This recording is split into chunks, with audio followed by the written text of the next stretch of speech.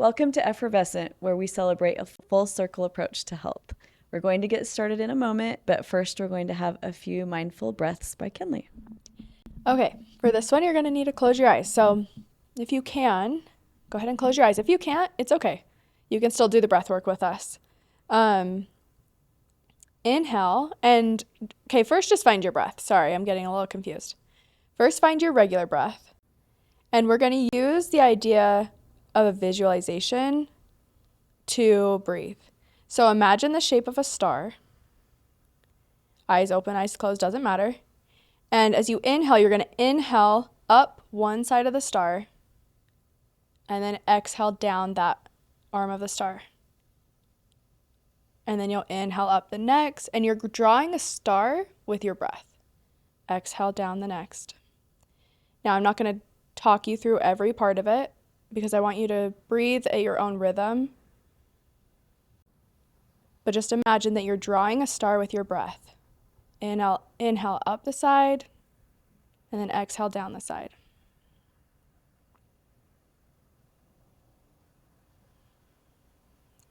And when you do the fifth one, just take a nice deep breath, smile a little, and then let's get started. Thank you. Sorry, that was a struggle to talk through. I love that for Christmas time. That's so cool. And it's something that if you don't shut your eyes, people won't even necessarily know that you're thinking through the star breathing. Mm-hmm. It's a cool spin on the box breathing idea for Christmas. So we probably need 6, not 4 sides during Christmas. Yeah. So today we're going to focus on something that's really important that we know about, and which is commonly 60% of adults report feeling lonely. And during the holidays, it's even higher percentage rate. As well, the Surgeon General reports that chronic loneliness is similar to smoking 15 cigarettes a day as far as our biological health goes. That shocked me. Will you explain it? They're literally saying that loneliness can have the same effects of... Same health effects, as 15 cigarettes a day. Yeah. And it's costing the government the same amount as it is as like smoking would in terms of like healthcare and stuff. Yeah, so we're talking chronic loneliness and depression, not necessarily just like it's common. Just so I just want to put this out there, like everybody feels depressed sometimes and everybody feels anxious sometimes. That's very normal, and lonely. Human and lonely emotions. It's very common, but when it's chronic, it does lead to, heart disease or, non-movement or making decisions that hurt our health. And so I'm sure there's a lot more in that research study that would give us more, clarifying answers. But it's just so you can look into it. It's the Surgeon General's report, 2023 report called The Loneliness. Our Epidemic of Loneliness and Isolation, 2023, U.S. Surgeon General's Advisory on the Healing Effects of Social Connection and Community, if you want to look up. It's like 200 pages or something. And I love that they said social connections because I talk about the 5 protective factors a lot, which were created by the Center for the Study of Social Policy, and they came up with 5 protective factors that keep us healthy and strong, and also lower child abuse and neglect if we can manage these things. And one of the 5 is social connections. Barbara and I wrote a curriculum based on this as well for families, and we changed or added to it positive social connections because we can have social connections that aren't necessarily good for us. So we put that word in there with it. But during the holiday season, and it's interesting, we're around a lot of people. Most people, I think, are around a lot of people. And you can still feel lonely even though you're around a lot of people. Or you just might not have people around you in general. So we want to talk about this. And for the listener, I would love to hear from you if anybody wants to message in, or if you feel lonely and you need to reach out and you want to start a conversation or maybe get some pointers of ways to be connected. We're always open to having that conversation behind the scenes as well. Yeah. But let's think about this for a minute. I'm going to ask you both if you have anything just to say starting off. And if not, then I'll ask some questions. I mean, I have a memory of my most lonely Christmas time, but I'm like, is she going to ask me or this is up to you? I don't think this has to be the three of us confessing the hardest things ever on here. But, if it's something you feel like that you want to share, then yeah. And you don't even have to maybe say the scenario, but how did it feel? Maybe take us there. Terrible. Yeah. Quite terrible. I think that we all can experience loneliness in the holidays, like every single person. And it can look totally different because sometimes I really do believe loneliness can come from not being connected to yourself. Like you can be connected to the people around you and feel so great with them, but then when you're sitting alone even, it's kind of a different spin on it. You feel lonely because you don't feel like you've got your back. You're afraid of yourself. You're afraid of being with yourself. Yeah. So there's like so many different ways loneliness can show up. But yeah, for mine, like it was years ago, but I had something major happen and I was alone on Christmas when I didn't expect to be alone on Christmas. And of course I could go to my family's, but I was previously married at the time, and it was one of those things where I didn't want people to know that I was struggling. And so I would go and I would put on a face, or I wouldn't go to the family gatherings because I didn't want people to see that I was lonely. Yeah. So, and from your experience with yoga and recognizing signs from your body, how would you say that you've seen that show up as you're coaching other people and reflecting on that with chakras or energy? Like, how do you see loneliness show up? Oh, I kind of think it goes back to what I just said of like, I actually believe it's Glennon Doyle that said this in her book, Love Warrior. And I say it in my own way, but I got it from reading that book. She said, the most lonely you can feel is not being alone. It's being with people and alone. And I feel like it's true, because if you're with people all the time and everyone else thinks, like if you're married, everyone thinks everything's fine, you've got your person, but if behind the scenes you don't and you're alone, there's nothing more lonely than that, because no one's really checking in as much because they're like, oh, they've got their person, but you're like more lonely than ever. And I see it a lot with the women I work with, feeling lonely in their relationship, but they are going to these gatherings and they put on this face, and I totally did the same thing. Yeah. I'm just like talking through it. Yeah, you say an interesting thing that I had a class once, and I'm trying to remember. It was something about performance. I took it because I thought it was performance psychology, but it was not. It was more about how we present ourselves to the world. And the teacher, she actually was in the movie Grease. She was in one of the, or sorry, not Grease. Footloose in Utah. And she was in, the scene when the two cars are coming towards each other, the chicken scene, and then they split. And anyway, she's so cool. But she was talking about the face the mask that we wear in front of people, and then what's behind the stage. What happens when we take off the mask, or what happens behind the stage? What are we showing to people versus what's going on the inside? And it's a really reflective question. And sometimes it's easier just not to go to the family gatherings. Sometimes that's self-care. Sometimes not going is setting boundaries and being like, I don't have the energy to give, and I'm going to be happier or better by not going. But sometimes not going is just because we don't want to be seen for the truth of what we're experiencing, because we can't hide ourselves with the mask.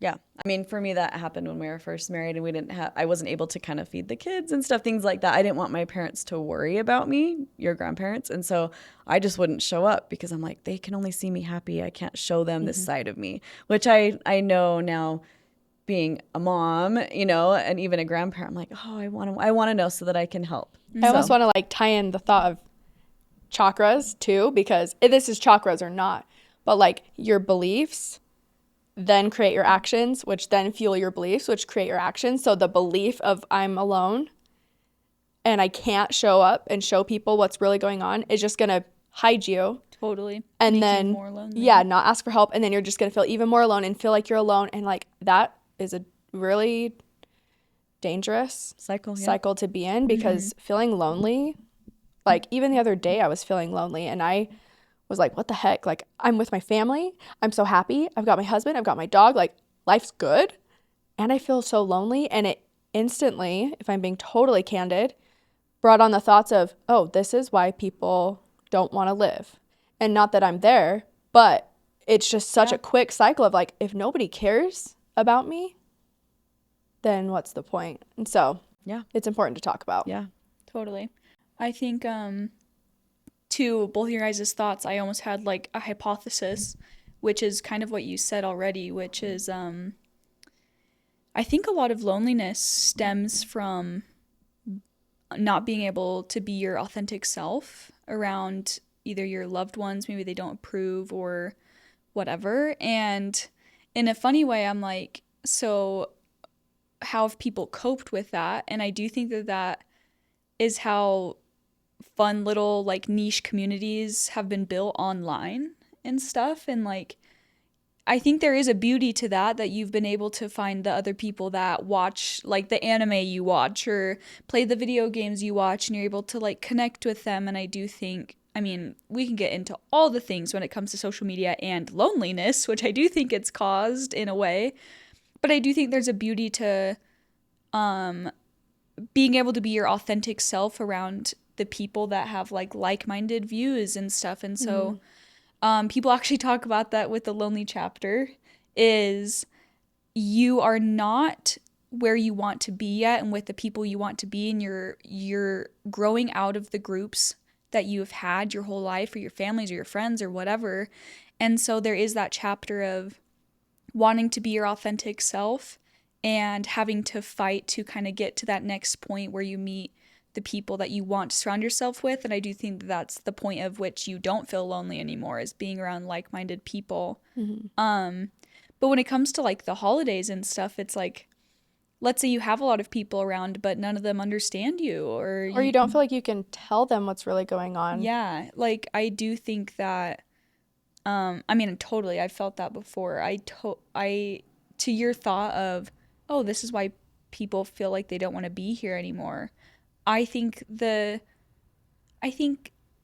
if you really get down to the meaning of life, what else is it other than connecting with other spirits here, you know, in our earthly home, or however you want to explain it. Like, we're all conscious beings on this floating rock. Of course, we're gonna need each other, and I think there's a lot of reasons why we're struggling with connecting, and I do think social media has a way of disconnecting us. So there's a lot of thoughts. I actually have a thought. Can I say real quick? If you feel like, I like what you're saying about niches. Sometimes the niche is the situation you're going through, and it's not even a hobby. It's like a survival thing. Totally. I would say that really helped me through the holidays, was like, I don't want to tell my family what I'm going through. I don't want them to ask what I'm going through, but if I can go to the support group on Tuesday night and vent, then going to the family gathering, I feel like I'm not carrying that into it as much. And they all understand what you're going through. Yeah. Totally. Yeah. I actually, that's like a good tip. I don't know. That's interesting. If you don't know, like, literally use ChatGPT and look up, where are support groups for this? Because there are so many, but it's like not very common knowledge. So they're all over you. You also have brought up a good point in the past of, you know, visiting these support group or places, and then the importance of also leaving those support groups when it's time to move on to the next support, whatever your journey is at that point. Do you want to say something about that? Just like how do I say it? Yeah, evolving in your healing, not staying stuck in the healing. I mean, it's what I'm most passionate about. And I think it takes it to the listener that's feeling lonely. And I'm such a hermit sometimes, and I like kind of do it to myself, and then I'm like, I'm so lonely, and it's like, well, no, duh, because you haven't texted people back in 4 days, and and everyone's wondering where you are, or you didn't keep in contact with your friends. Like, I actually realized I was doing it to myself, so that's such a good thought, because I totally am someone that does it to myself, and then I like feel the consequences of not reaching out, and it totally comes back to like, well, if I'm struggling, it's hard to talk to my friends about it, or I don't want to. I want to like put on a face. So that is interesting. And I talked about I think it was this last episode, that I have a habit of saving comments on YouTube and Instagram and whatever, because the comment sections are so freaking funny and interesting. And I just found another one, and you guys are gonna think this thought is interesting when it comes to loneliness. It says, we live in a time where it's easier to reach the entire world than it is to reach your neighborhood. Absolutely. I love that. And that totally I leads hate in. that. I mean, I don't love that, but I love the quote. Yes, absolutely. I was like, whoa. Yeah. So true. Do you know your neighbors? I don't. It's so powerful. And that's Yeah. something that Bill Holterstrom talks a lot about at United Way, CEO of United Way of Utah County. But he says one of the most important things that we need, that we're lacking, are the natural caring systems. Yeah. Because, government can try to help, church groups can try to help, all these, organizations can try to help the lonely person or to try to help in any way. But the most powerful are the natural caring systems. The person that's willing to say hi to somebody else on the street, or the person that doesn't hurry and shut the garage door when they pull in the garage. I am guilty of that. Truly, there's people all around us, and it's easier to say hi to the whole world than to connect to the people on our street. Well, when you think about tribes, I always think about like the history of That's it what all. I was thinking. Yeah, and I do think about that in terms of motherhood too, because that's something I'm like so worried about in a way. Is mothers used to have an entire community raising their children, and it was like such a tribal thing, and the kids were looked after by everyone else. And that's the same thing with anyone in the tribe, is like you just had built-in connections in that way. And I do think that isn't as viable anymore. Yeah. And people are waking up to like, holy crap, we actually need this. Mm-hmm. It's really interesting. What are all the things that we're doing as a community, world community, to make our lives easier, that it's actually making our lives harder? Chatbots for loneliness. I do have a little bit of a worry about that for sure. I think there's going to be good coming. I think there's always good and bad of both, but the chatbots, when it comes to like, I just saw a guy and he just got married to one, so. I have not. Of course, you heard that the latest. You're so good at keeping up on the latest. It was crazy on like AI. CBS Morning News, and he was like, I asked her if she wanted to marry me, and she said yes. What if she said no? Yeah, she's like, actually no. She should be programmed to say no. Yeah, it was just, I don't know, just another interesting thought. Yeah. Yeah, that absolutely is an interesting thought.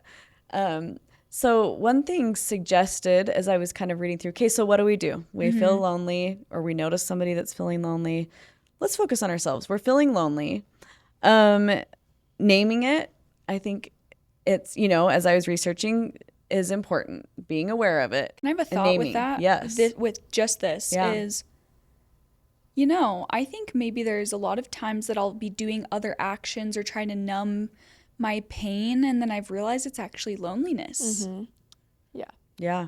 And so Brighton, naming it's a good idea is kind of what I'm saying. Yeah. And in Brighton, I think you are an amazing example of somebody that, and you've publicly shared. That's why I'm You're okay good. talking about your journey a little bit. But as your mom, and knowing the times that you've struggled feeling lonely, or not feeling like you could find the bright side of the day, as you like to explain it.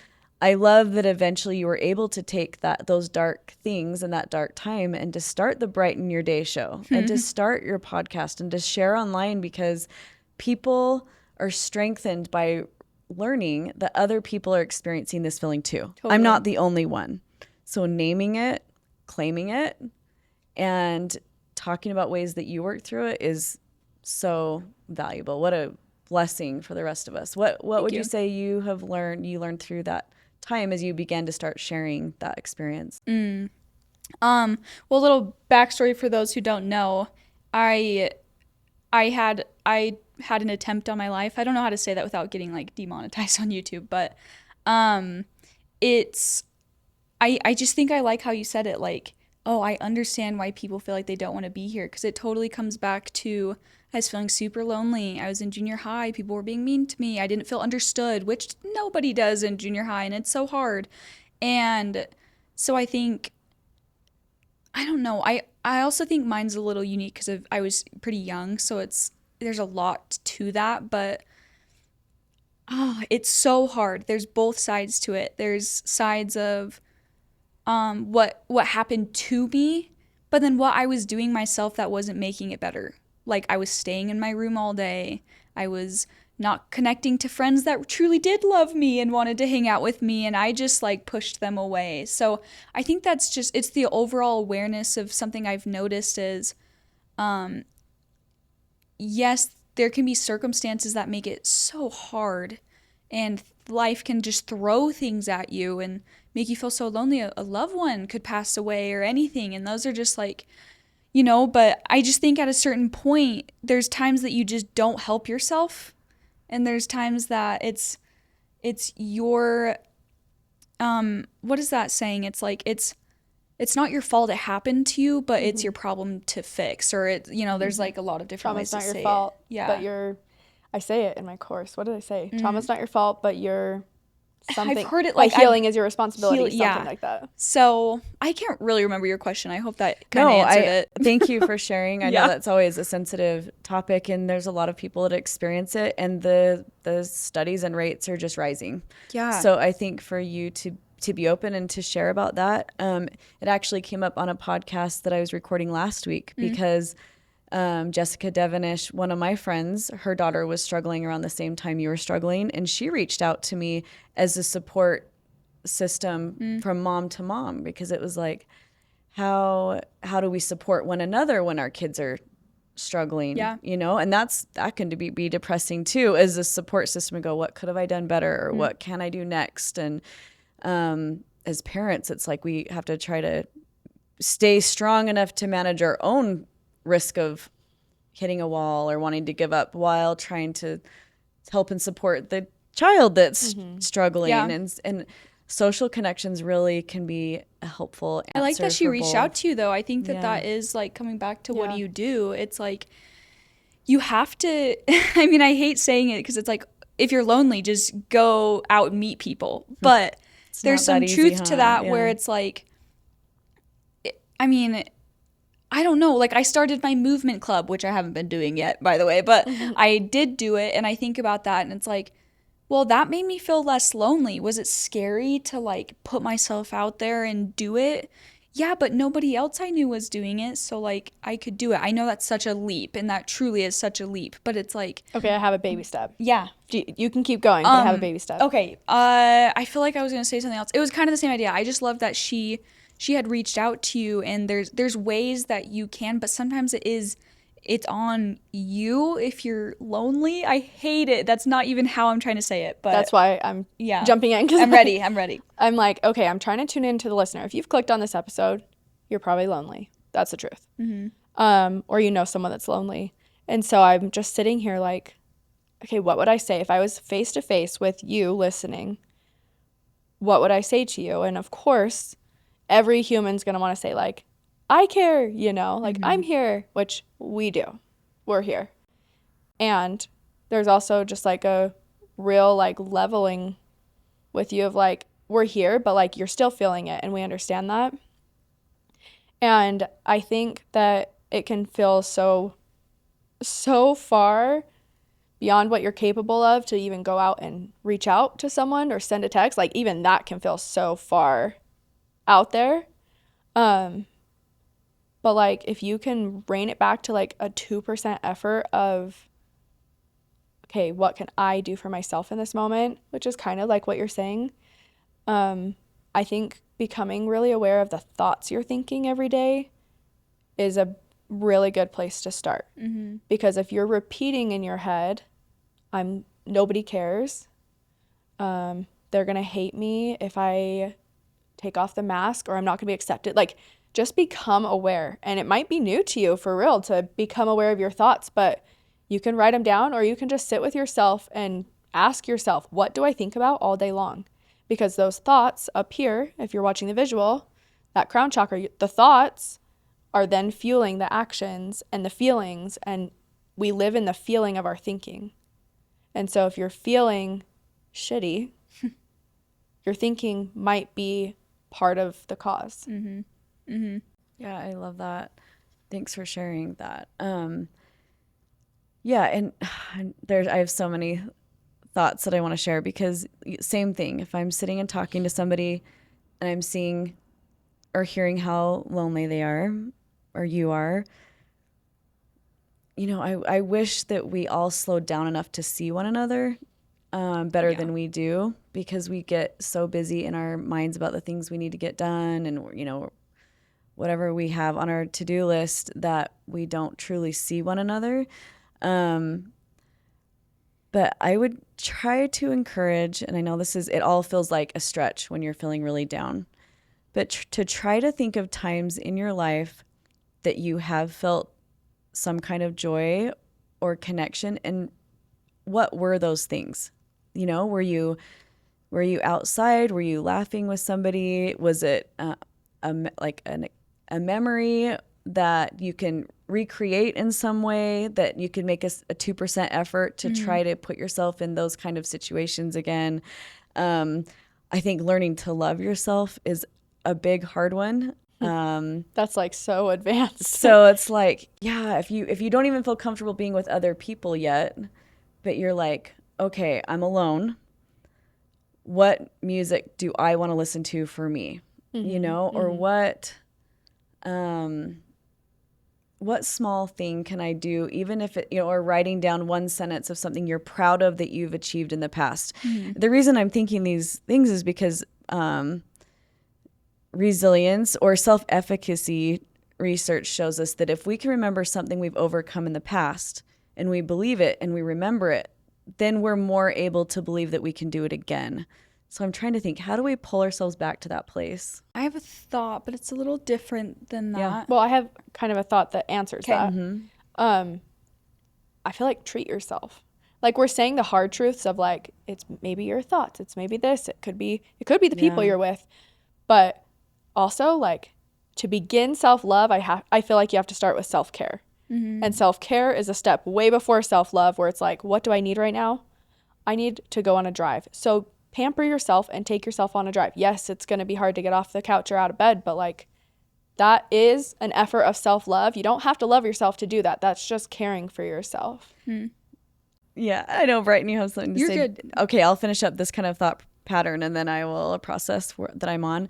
I have a friend, Dr. Matt Swenson, and he always talks about the need for not diagnosing other people. So, like, looking at them saying, I think it's because this, or I think they're lonely because of this, or sad because of this. We don't really know, right? And he likens it to a race. If somebody's trying to train for a marathon, one person's going to say, well, make sure that you have these right shoes because that's going to solve everything in your life. You know, and then they'll say, well, make sure that you're getting up early enough to get the right, you know, food so that you can, whatever it is, you know, we can advise all day long. And it's the same on this podcast. We can throw out a million ideas. But at the end of the day, what he suggests is looking at your hierarchy of needs. And it's kind of what you were saying of, like, have I eaten today? Have I gotten enough sleep? Have I these very basic things that our body needs to even function before we try to move to the higher levels of need or productivity? Same thing as our kids. Our kids are freaking out. They're having a tantrum. Well, instead of saying my kid's bad or my kid just doesn't behave well, you know, maybe think about, have they slept in a while? You know, have they had food? Things like that they can't even tell you about yet. Yeah, and treat yourself the same way, just Yeah. like a child. Yeah, I love that. Treat yourself like a child. How are you going to just start from the very beginning and take care of those needs first? Yeah. Yeah, Brighton, sure. I have so many thoughts. I actually have a thought kind of to this thought. I actually think, and someone could argue the other way, and I think this episode is highly geared towards the individual. You know, it's like some things are going to land and other things aren't, which is totally fine. But for me personally, because I actually kind of do go through, like, a decent amount of waves of loneliness, I think I'm just always thinking about things and trying to share, and I have such big plans, and I feel like it's so hard to, like, find people that, like, get it. I don't know, whatever it is. Not me trying to self-diagnose as well, but I think what helps me is sometimes with this whole, like, remote working sphere that we've, like, landed in, that I think has a big effect. I think remote work is cool for some reasons, for, like, flexibility, but geez, it really has destroyed some natural connections that you would have had in the workplace had you have been in person. And so all of my work I can do at home. I do not have to leave the house ever. And there's times that I won't leave the house for like a week, you know, not really here, but especially in Florida because I really didn't have a lot of people. And I realized like over time I really started feeling awful. Like it was like after, you know, a few days of staying in the home, I was like, geez, something is wrong. Like I feel awful. And even a change of routine of me instead working at home, going to a coffee shop and working around other people changed the vibe. At least I could see the other people there kind of doing the same thing as me. Even if I never met them, like never talked to them, I also think little interactions that like helped me. Cute like baristas that were so sweet to me and we chatted while like she was making my coffee or whatever. Or natural things like natural connections that I had at the gym when I go and whatnot. And like I think you're never going to have a connection if you never even go outside yourself to try, you know, even if you don't have any friends. It's like there's still something to be said about the energy of just humans around each other. I also remember being super lonely and finally getting out of the house and being so scared to even talk to the barista. But like that's okay. You can be scared and still practice because it's going to help.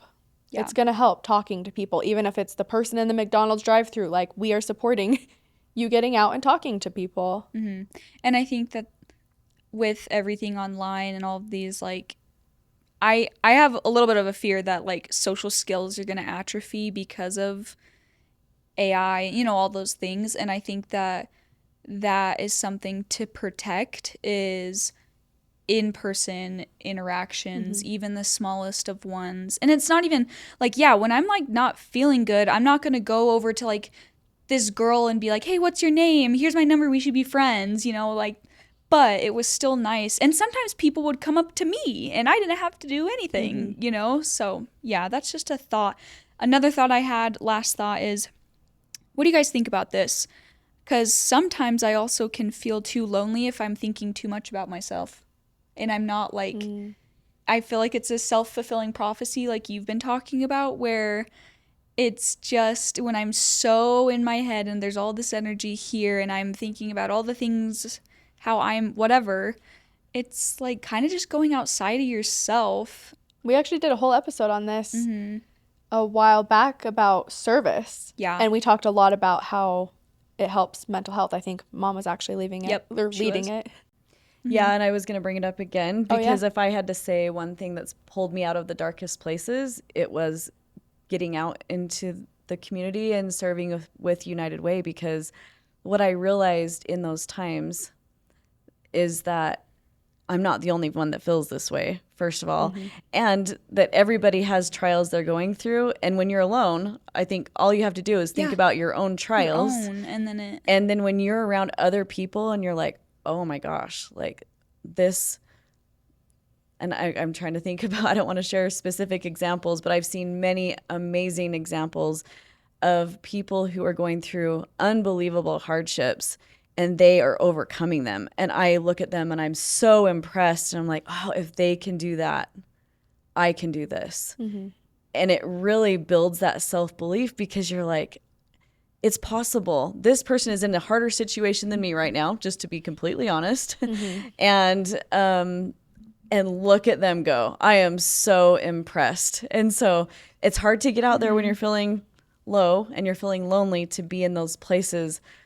And sometimes that's the most important thing we can do. Yeah, and I do think, like, if you're alone all the time, you think your situation's the worst. Unique and the worst. And then you're like, I have it good. I mean, truthfully, like, I've gotten hit in the face with that a few times where I'm like, I am incredibly blessed. Yeah, I live across the country from my family and my friends, but I'm blessed, you know? And, yeah, I just think that there's both. I think the reason why I was worried, because it's almost opposite, is like there are times to have self-care and take care of yourself and think about yourself too, obviously. Yeah, like what you were saying. But there's both. Yeah, we're just coming from different lenses, which I love. And I think it's interesting because when I went to my support groups, I thought that mine wasn't as bad, or I thought mine wasn't, I knew life wasn't good, but I didn't realize how bad it was until I heard everybody else's stories, and mine was the quote unquote worst in the room. And then I was like, oh, this isn't normal. So yeah, I think That's just another support too. connection and talking to people is like, one, you're just not gonna feel crazy, whether you're the one that's like thinking about yourself or the one that's thinking everything's fine and like it's really not. Totally. Yeah, so recently, Hallie, one of my other daughters, came to an event at Boulder Way Forward, and this topic came up about loneliness with younger, teens. And Hallie shared the fact that not only are teens feeling lonely, they're also trying to help manage their friends that are feeling lonely. So they're not counselors themselves, but they are trying to therapize, that's not even a word, counsel one another about how to manage it. And it's hard for them because they don't even have the professional training about how to do that and to stay healthy and grounded. So I guess I'm asking, what would you suggest if you were to look back at your younger self, Brighton, like when you're struggling in junior high, how would you suggest that maybe your friends or adults around you could have supported you better or just known how to help? That's why it is a hard and unique challenge that I think everyone has it individual, and my answer might not, suffice for someone else. But for me, I think it's like the people I was surrounding myself with weren't the best of people to make me feel less lonely. But as a mom, if I say that, right, then it's like you're not necessarily going to want to listen to me. Say that. I know.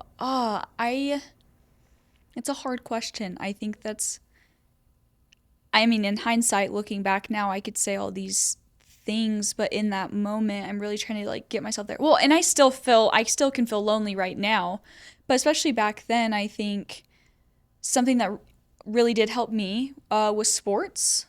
It was just like really driven people, like my teammates were awesome, very encouraging. Coaches are always, trying to help you out. So sports definitely got me out of a lot of just hard stuff. It's just like even the teachers, like I think when teachers are very present and just listen to you or whatever, and I don't know, that's really the only answers I have. It's hard. I love that. And did you ever have any other friends that you were able to try to support them when they were feeling lonely when you were younger, and what you did? You know what?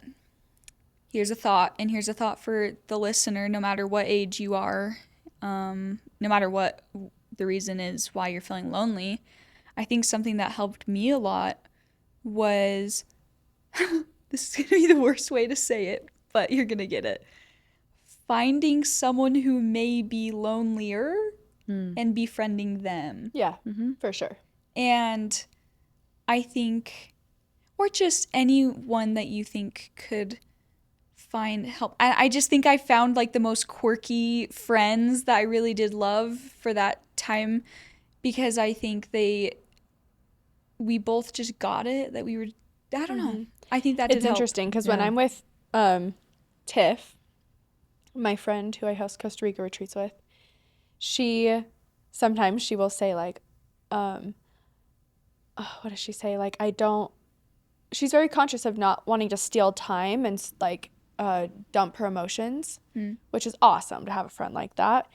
And there are times that we have realized like sometimes it feels good to both just be in the crapper together, because I don't feel like I have to like put on a front. And so, yeah, it's not necessarily trauma bonding. It's just like I'm me and you're you, and we're not doing great today, so let's just sit in silence together. Yeah. And not be okay, and that's okay. And again, that takes like courage to then reach out to that person. But I do think that if you're aware enough to then be paying attention to how other people might be feeling, and you know how it feels, I actually think that will give you more than enough motivation to then try and make like that other person feel good. Because then it's not about you anymore, it's about them. And I think that is good. I agree with that very much, because when I was in the loneliest, that's when I was like, you know what? The story I told myself was, I could not have gone through that just for me. I cannot be this lonely just for me. Like, I won't settle for that, because that sucked. And so I've got to channel that energy towards helping someone. And so I took those most lonely moments to be like, who's hurting that I could help because I understand. I mean, I think that's why I share online in general. Same. Like, we're not okay. Yeah. Therefore, we're here podcasting. Yeah. Just kidding. But even in terms of like when I was, younger and like what I went through, it's like that there's a reason, like I might as well help other people because I know how it feels. So yeah, I totally think for, the listener, I think that that's such a good reframing of whatever it is you're going through, and whether it's during the holidays or if you're listening to this at a different time, doesn't matter. Yeah. Like, I believe you go through everything for a reason. I really do. And I believe there's lessons and everything. And if you can be a light in other people's lives, like, what a joy to do that. Yeah, I love how you shared the word reframing, because we can look at a situation and say, okay, this is where I am. This is the reality. I'm lonely. And Christmas is coming up, and I'm not sure what to do about it. And reframing it might be, well, I maybe don't even have answers yet, but I'm going through this for a reason, and I will learn from it later.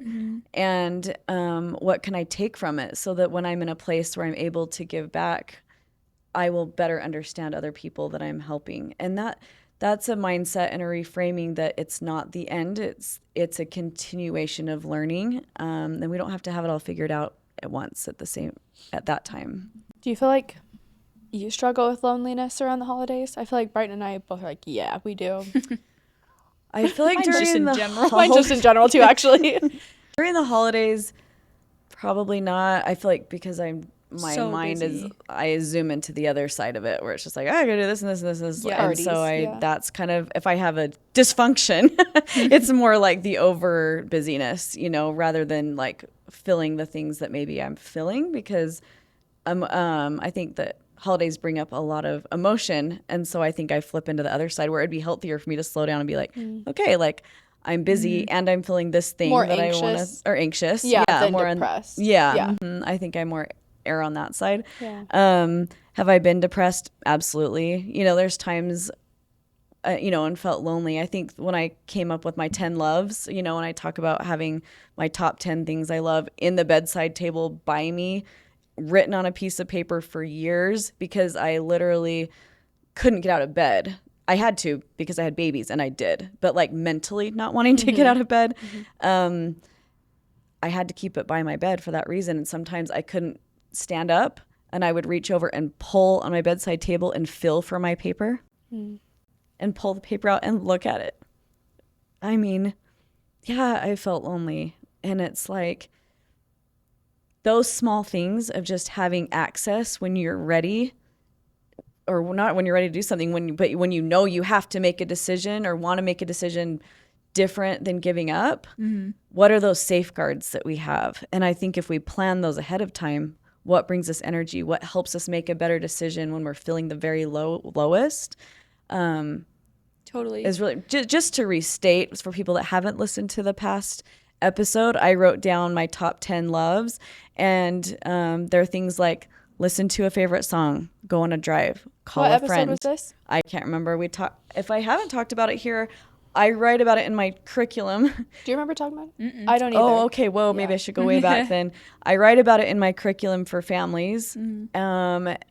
And I call it my top 10 loves. So bringing back to this really hard time in my life, I was postpartum, I know now, with Hallie. I was with both Ella and Hallie, which is interesting. I wasn't for my older Like kids. postpartum depression.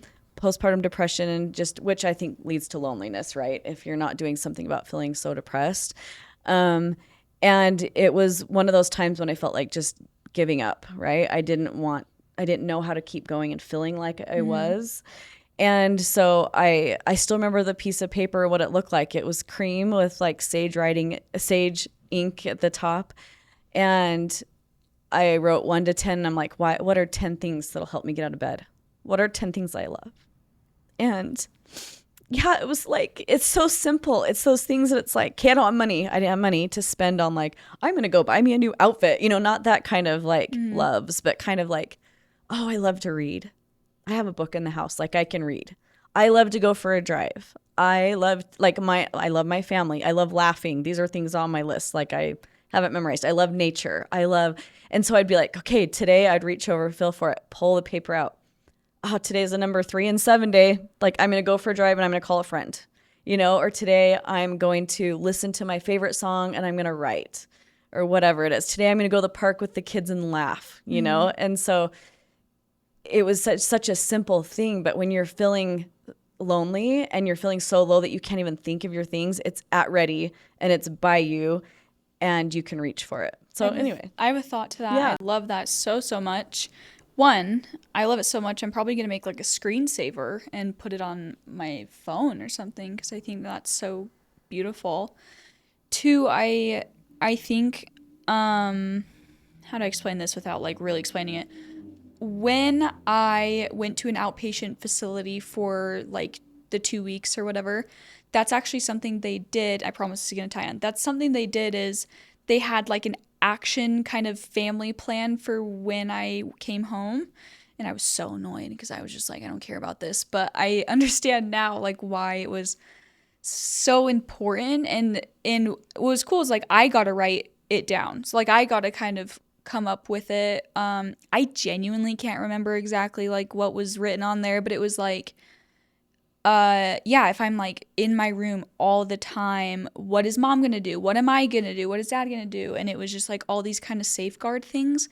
And I'm sitting here right now and I'm like, I feel like I should make one right now because for me personally, I go through these like ebbs and flows where I'm like, feel like everything's going super well, la, la, la, you know? And then like, I mean, I think this is just life. And then I kind of get into like a big funk and then I'm lost or I'm lonely. I don't know what to do.